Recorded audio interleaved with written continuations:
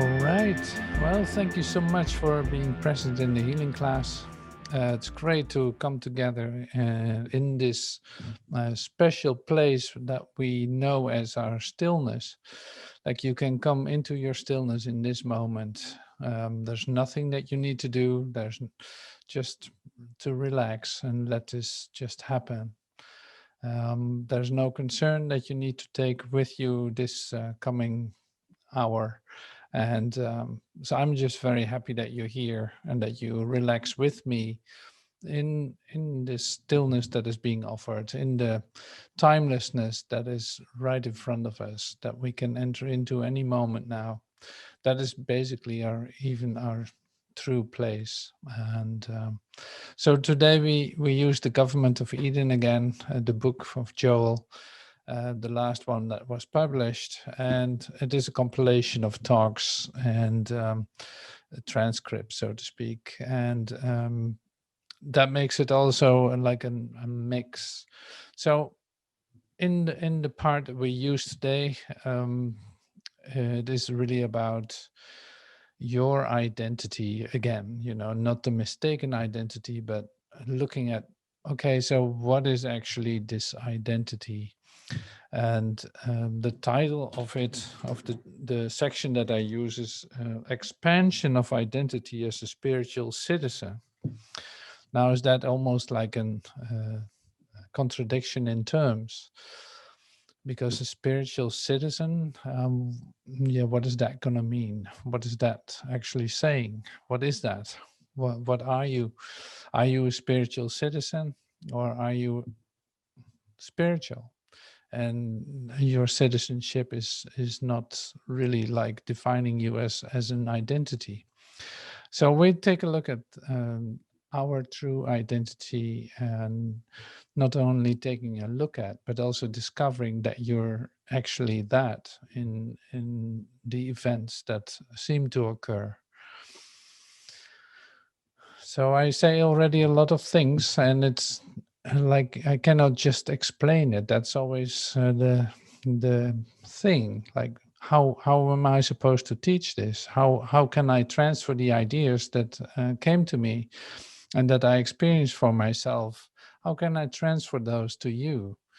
And so Joel talks about that too at the end of this section, and I really love that as a bit of a guidance. So the last paragraph of this section is, to me, like the most interesting part, because he's suggesting three ways how this can be expressed and what is essential to the expression of it.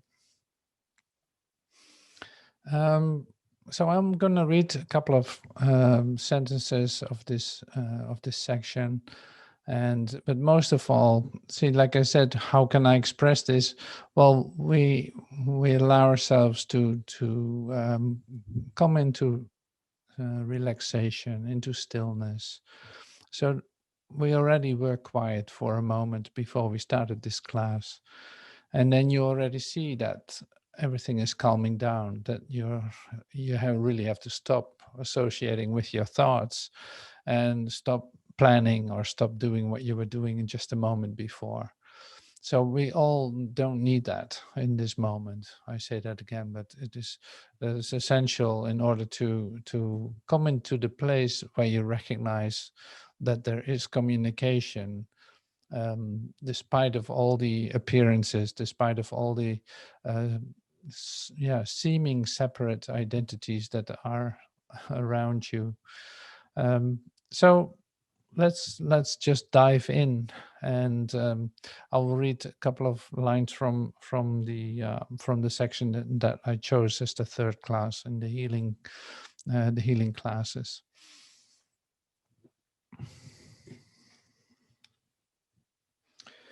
So, right in the beginning, it says, "Never am I limited to a country, to a nation, or a state. I'm limited only to the kingdom of God." And one cannot really call that a limitation whatsoever. So that's not really a limitation, and there I am of the household of God, heir of God, joint heir with every spiritual being in this great wide world of ours, of one great family, one great spiritual brotherhood.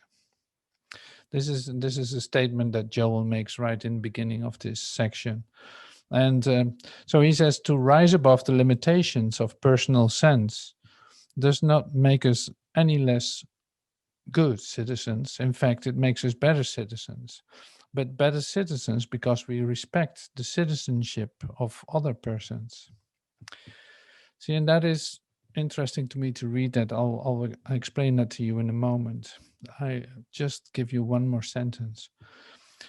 Real citizenship is to live in the fellowship, but this cannot be experienced until the nature of our true identity is understood. And then, whether we are Jew or Greek, bond or free, we are all of one spiritual household. Ultimately, he says, we shall all discover that our true identity is in Christ.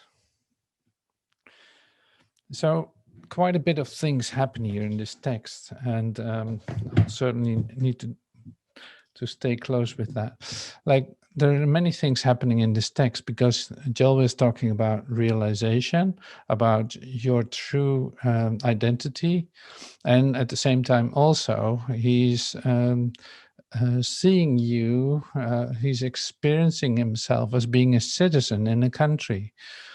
And so to come into a deep experience of, say, the fellowship of the the Christ identity in this world is what he tries to explain. And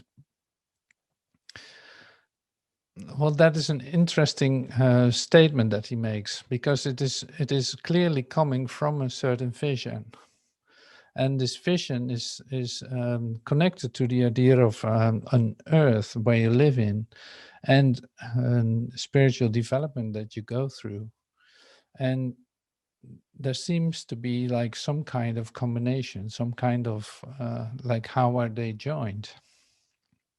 And that is always fascinating, because we all know that there's a big paradox going on in that, that like, okay, what am I? Am I this individual in this world, or am I this Christ in my mind? Like, am I in Christ's vision, walking around as a Christ, recognizing the Christ in everyone?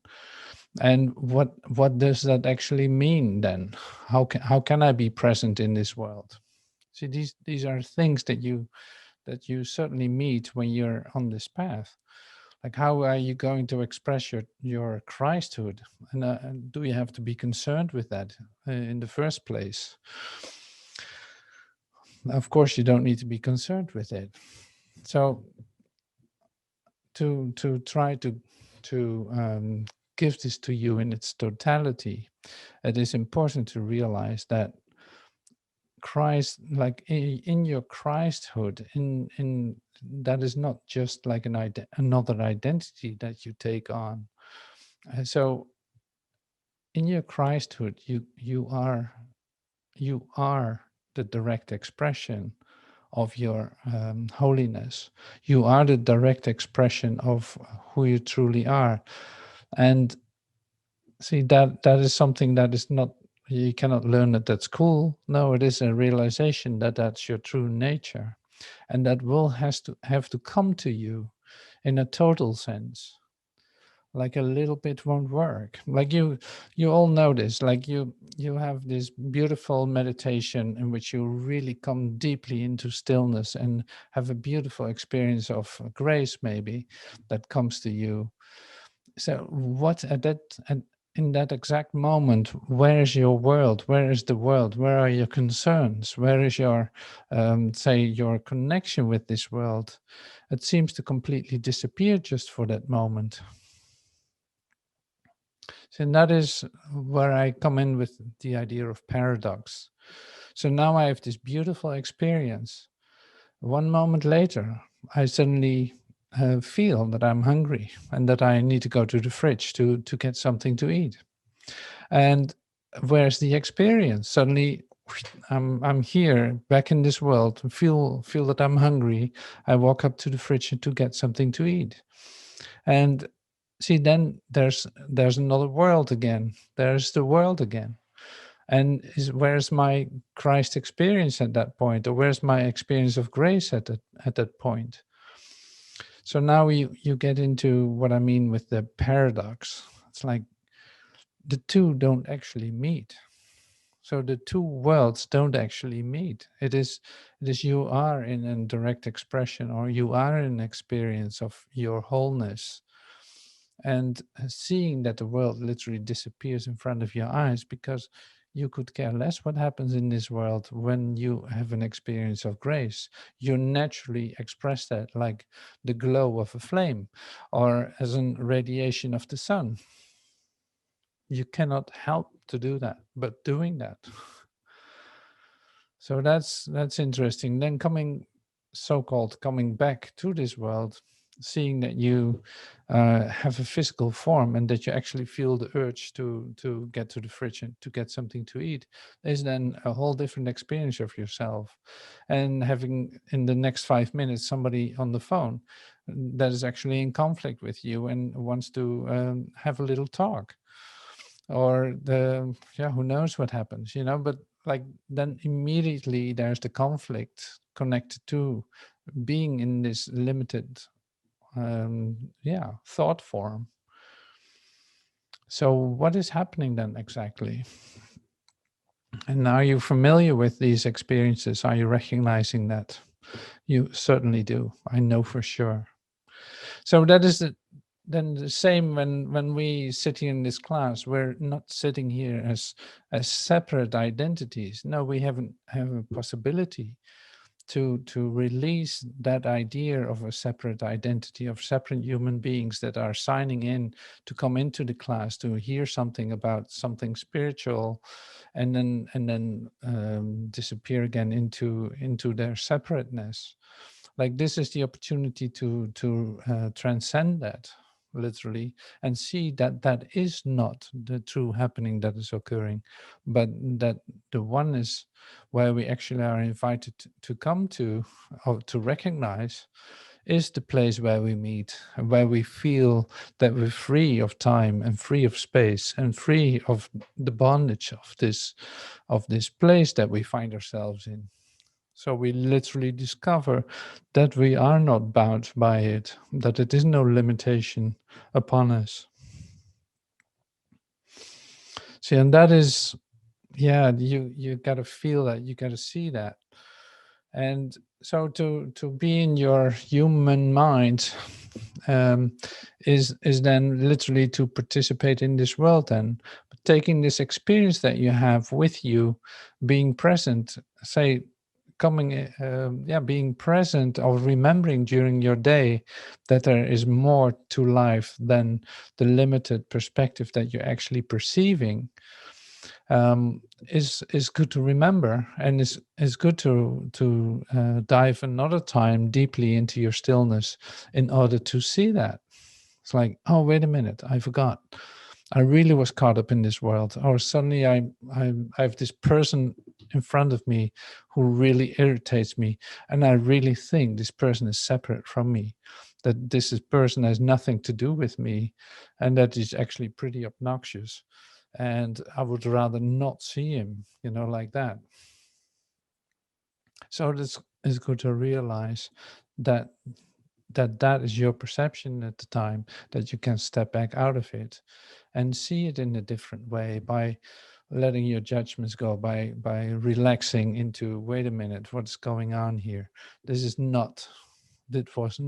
was not my experience this morning, and I would love to experience the possibility of that there's a different way to look at this. So Joel talks about this in this little section that we read. Joel talks about this, and it is pretty hard to put a finger on it, in terms of that you have to be clear of this level confusion that can be there, that you think that you need to repair something in this dream, where you find yourself in the in the dream, in the physicality of this dream, so to speak, in this separate idea of this dream, and thinking that you have to fix a person or to heal a person, or you see a sick person, or you see somebody that's completely bereft of whatever, like a house or money or whatever. And thinking that that is a separate identity that has nothing to do with you is of course not the way to look at it. And but also to try to fix that situation is also not your assignment. So what is it that you can do in this moment? What can you do if you actually are aware that the situation is right in front of you continuously when you walk the earth? So that's good training. So Joel says all kinds of things about this, and we're going to read some more to see what he actually is up to.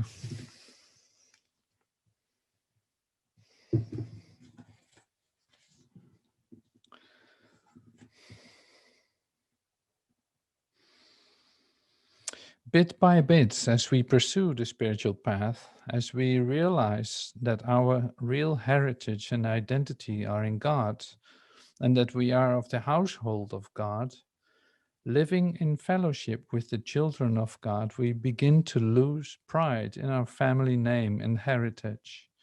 And inwardly, we may take on new name, indicating that we have come to the place where we identify ourselves with our source.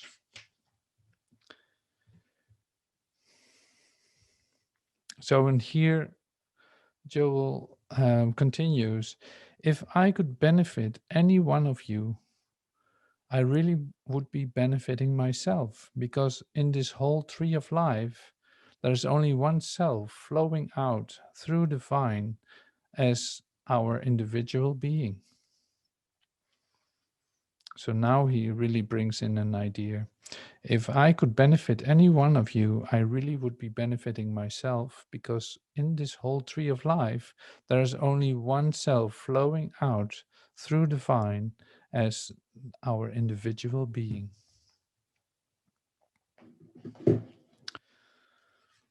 So to come into the idea, or to recognize your own perception and seeing that you still believe in separate identities, and thinking that there are people that are really annoying you, and thinking that there are people that are sick and luckily that's not you, or people that say are in enormous conflict with you. So you start to miss something if you think you can walk away from it. So Joel brings in the ultimate ideas, like, okay, there's only one of us. So um, what I'm doing to you is affecting me, because we are one. We are of one source. So that means also that if I think that I'm free of the idea of sickness while I'm still meeting sick persons, it's like, well, I cannot see that if I don't hold ideas about sickness. And because, like, literally, that what I see is like a reflection of my ideas. So then it is like, yeah, no, I never get ill. I that doesn't happen to me. So you think that you're this great aligned spiritual person that doesn't get sick, while people in your vicinity are actually in sickness, and you think it has nothing to do with you. So here then is the true empathy that comes up, like, how can I look at this in a different way? Because we meet these situations on a daily basis. There you hold ideas about sickness, otherwise you wouldn't be seeing it. If you think that you're the one spiritual person in this world that is not affected by COVID or anything like that, then you fool yourself. Like, no, that is, you hold ideas about sickness. Look around you. look around you. You cannot distinguish yourself from it. So then you're right in the middle of it. You're right in the middle of it. And how on earth can you come out of that? So that's a really good question. You would love to have an answer to that. So I'm not giving you that answer right now. I'm going to use that as an incentive to really dive deep into your own healing, basically, and recognizing, like, where's this all coming from? Why am I in this situation? What on earth is happening? And what is my part in all of that? See, to fix the person's situations or events is not going to do it. That is too late. Like, then you're only treating, and you're only trying to fix effects. And we know that that's not working at all. Like, there is no such thing as that is coming back to wholeness, is fixing outer effects. No. So Joel says this too. He points in the right direction, and he does this in a great way. He will give us some suggestions in a moment too. But see, if you recognize where all this sickness, ideas of sickness are coming from, and all these ideas of limitation and all of that, where's that coming from? It's coming from you. You literally see that and you put it out there because you cannot stand it as being part of your own idea, because that's literally too painful. You cannot live in that pain. You want to put it out there. Otherwise, you would have to accept that for yourself as coming from you, and feeling totally guilty about everything that's going on. And now what are we going to do with that?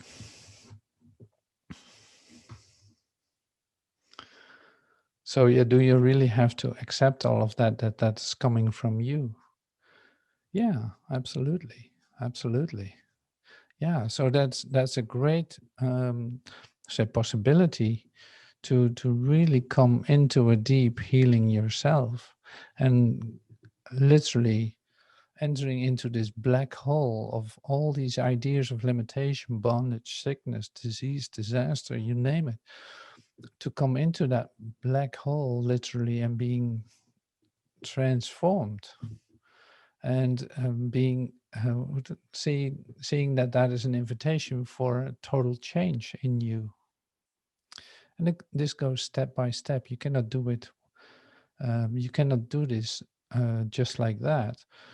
But see, all the things that are helping are, for instance, this, that you actually don't know how this works. You don't know how to take full responsibility for what you see. You really need some help with that. So that's why on a daily basis something is being offered to you to work with that, in a sense, like to come in touch with that and see where you actually are denying the communication that is going on, or that you actually are denying or confirming basically the separation from everything that is. So on a daily basis, you're being brought to the places where you actually think you are separate from God, from the love that you are. And why doesn't that feel good? Well, you are all the love in the universe. So if you start to deny that, it feels like very weird, and it feels like pain.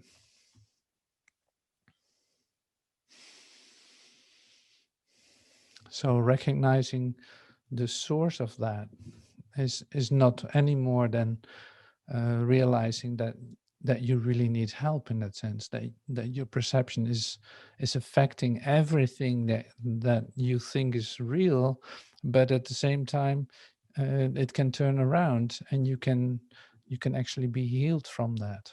And that is where you start to see it in a different light, and that is where you come in touch with your true nature. But that is, see, like I said, you come to meet it on a daily basis. You're taken to the places where you think you can be separate from God. So every day there's a bit presented to you. It's like, okay, take a look at this. really take a really good look at this. See what it is that you see, and don't think that you're separate from that. I don't think that it has nothing to do with you. See, there's one crucial thing that I actually expressed. One thing is that you think like, well, that has nothing to do with me.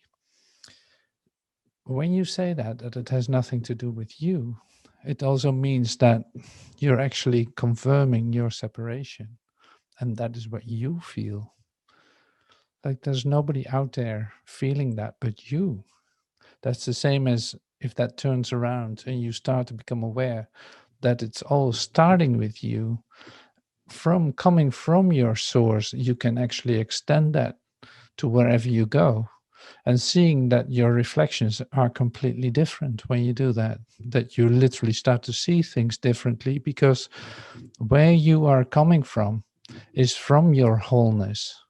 You don't allow any ideas of separation to enter your mind, or to confirm, or to use against others, so-called others.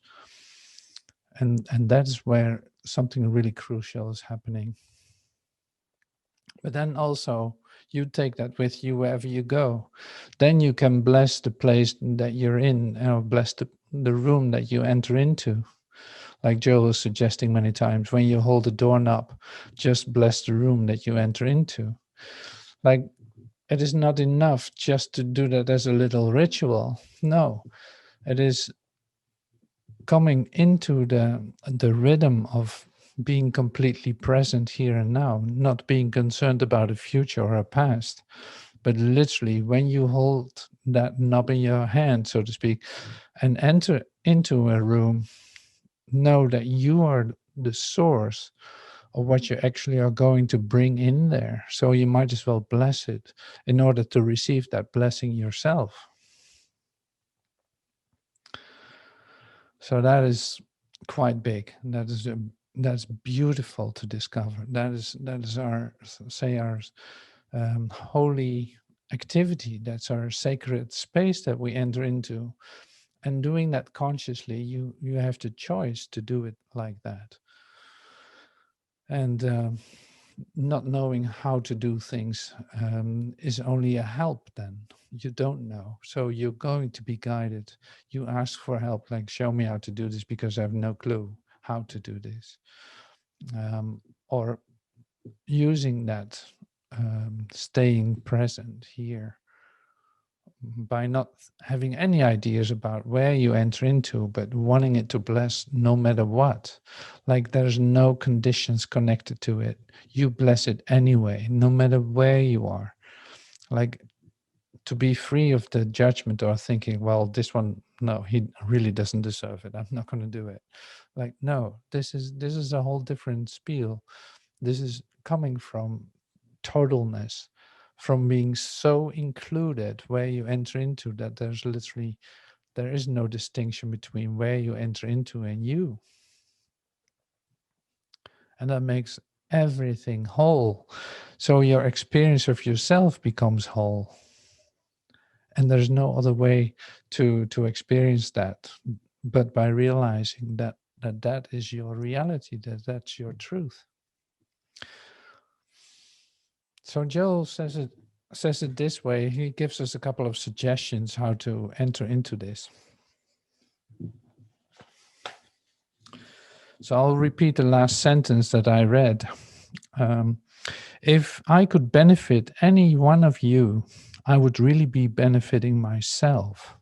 See, if I could benefit any one of you by, when I enter into the room and hold the doorknob for just a moment, and realizing that I can bless the place that I enter into, is one of the examples then. In this whole tree of life, there's only one self flowing out through the vine as our individual being. See, that doesn't deny you as you. So it's not like, okay, that's the end of you as you know yourself. Like, okay, yeah, you will come into a different experience, but it's still you. It is your personal, like your subjective experience of reality. So it's, and that expresses itself so beautifully, because like no leaf on a tree is the same. They're all different. So that, and it's not about the differences. No, it's about that they're all connected to the tree, and that makes it so beautiful. Like that makes it creative and alive and beautiful. So that's the same with you. You know, it's like your individuality in that sense. The you that you are is an absolute essential part of it, and it is a total part of it. That's why it's whole. That's why you are whole. Now, to learn this, Joel says, and here are the suggestions. To learn this, to read this, to hear this is one thing. Even to have a feeling with us, yes, this must be true, is another thing. Like that's the second thing. The third thing is to make it demonstrable in our experience, to literally apply it and use it in your own personal experience. The only way in which anything can enter your life's experience is through your consciousness. Nothing can come into your experience except through your consciousness. See, and it can come to you like, of course we know this idea of consciousness, and but that's not what it is. Your consciousness is not what you think it is. So this is literally like you just felt the expansion when I talked about that you're completely included into everything that you enter into. Like there's no distinction between where you enter into and you. So that is where the second suggestion says, like, yeah, you think, yes, that must be true. You know this. There's actually a relief of that you can feel when I say this, to come into a place and knowing that you're connected with every aspect of it makes it a total different experience. And that means all inclusive, no exception. And if you're available, yeah, if you're experiencing, if you're in that situation like that, by being completely um, not distinguishing between anything, you're actually allowing it to unconditionally be part of it, and also come into an experience of, oh my God, look at that. Yes, that is part of me. Yes, that is part of me. So you actually also start to feel love for every aspect of it, and see to have this in the back of your mind or in the front of your mind, I don't care. It's like if you use that consciously in the places that you go to, you actually start to make a discovery, and you actually see that is a reality. And to be at the same time to be aware of the fact that if I give to this, I'm actually giving to myself. So why would I want to hold back to anyone or anything that is occurring? Why would I want to judge anything? There's literally nothing to judge, because I'm it. I'm all of it. Like I'm completely included in all of this. The only thing that I could think is that something is wrong with it. Then that is what I see. But if I can accept it and give it all the love that I can possibly give, you will see that it will reflect the love back to you. And that is exactly what Christ's vision of your whole mind is telling you constantly.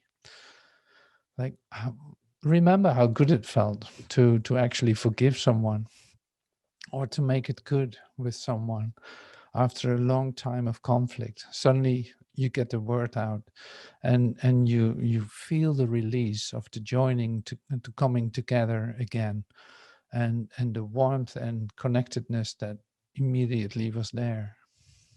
So this is literally the dynamics of this. So your spiritual process, if you want, or your spiritual development is continuously offering you this experience of the release of self-identity, of the release of say separation, the release of thinking that you're separate identity walking around in this earth, or that you have nothing to do with your neighbor. So this is constantly the release of your ideas about it. And that's so cool. So that makes everything different. Like you would never be able to meet a stranger in that sense. Anyone that you meet is like literally part of you. So that can be a bit confrontative in the beginning. Might be feeling like an invasion of privacy, or however that is for you. But yeah, you will get over it in the end. You will get over it, because the joy to see that there is no separation and actually come into the direct totality of your experience, and no matter where you are, is a delight compared to one idea of separation. So are you a good citizen then? Like, yeah, if there is such a thing as an citizenship, sure. Yeah, why not? Whatever you want to call it, that's fine with me. If I'm included in all of this, it's very hard for me to see myself as a separate citizen of a state, of a country or a state or whatever. It's like, no, that doesn't work anymore. That's gone, because in the recognition of my totality, all is included, and like everything is included. So I cannot distinguish between this or that. There's no such thing as this and that. There are no different things. There are no different persons. So here you have it. And I love to give this away, and how great it is to bless this all together. So yeah, God bless you. Wholeness is what a blessing is. Wholeness is your blessing. Recognizing your wholeness is your blessing. And how do you take that with you? Well, you start to shine that wherever you go. Because when you realize that, your presence is going to be a little different.